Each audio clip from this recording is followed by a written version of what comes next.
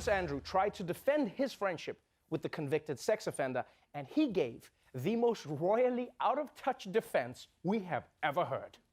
Prince Andrew speaking publicly for the first time about his relationship with now-deceased multimillionaire and convicted sex offender Jeffrey Epstein. Do I regret the fact that he has quite obviously conducted himself in a manner unbecoming? Yes. Unbecoming? He was a sex offender. Yeah, I'm sorry, I'm being polite, in the sense that he was a sex offender. Wow. First of all, I love British interviewers. She was like, I'm sorry, unbecoming. Secondly, that is the most generous description of sex offender I have ever heard. Conducted himself in a manner that is unbecoming.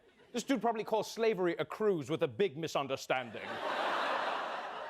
You know what's funny about this whole story, right? This whole story is that, like, all the people around the royal family were so pissed when Meghan Markle joined, right? I don't know if you remember, like, they were like, she's undignified. She likes media attention too much. Oh, we can't have Meghan Markle join the family. And now they're like, Meghan, do you think you could get some media attention to distract from this, please? A congressman says he was not responsible for a noise heard during this interview. I've counted at least 5 people testifying this week who were on the phone listening to the president talk about this swap of dirt for U.S. military aid. Chris, so far, the evidence is uncontradicted that the president used taxpayer dollars to ask the Ukrainians to help him cheat an election.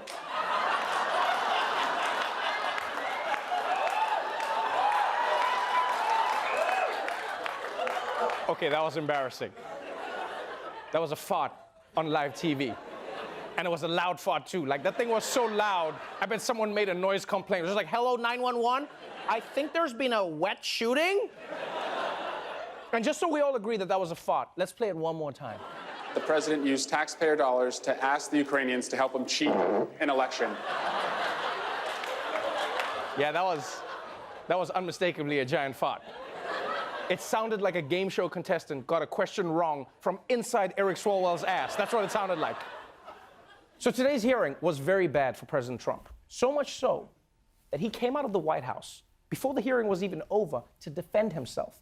And I gotta say, he seemed a little shook. Just a quick comment on what's going on in terms of testimony with Ambassador Sondland. And I just noticed one thing, and I would say that means it's all over. What do you want from Ukraine? He asks me, screaming. What do you want from Ukraine? What do you want from Ukraine? I keep hearing all these different ideas and theories. What do you want? What do you want? And now, here's my response that he gave, just gave. Ready? You have the cameras rolling? I want nothing. That's what I want from Ukraine. That's what I said. I want nothing. What is Trump doing? That was one of the least presidential things I've ever seen. He just looked like that crazy dude in the neighborhood who's yelling at everybody on his front lawn. If I find out who's been taking my newspaper, I swear to God. It's always weird to me how much time passes between a song coming out and when it gets announced for the Grammys, you know? It almost feels like when someone responds to your text like a year and a half later. You know, it's like, no, I'm not still up. I've got a wife and kids now. What the hell? And yo, with 8 nominations, give it up for Lizzo, everybody. I'm genuinely so excited for Lizzo. I hope she wins every single category. I also hope Kanye doesn't make the mistake of interrupting her speech. Yeah, because he'll be walking home with a flute up his ass. She doesn't play games. Oh, and there's one more Grammy nomination that everyone in my house is talking about. Trevor Noah, nominated for Best Comedy Album.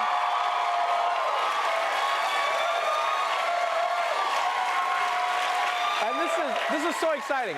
Honestly, this is so exciting because it really came out of nowhere. I didn't even know the Grammys were being announced. Like, I found out the morning. A friend texted me, wow, dude, Grammy Awards, so exciting. And I was like, did we get invited? Oh, snap. Second mezzanine, here we come. And I'm not gonna lie, with most things in life, I can be humble. But to get a Grammy nomination when you aren't even a musician, best believe I'm gonna milk this.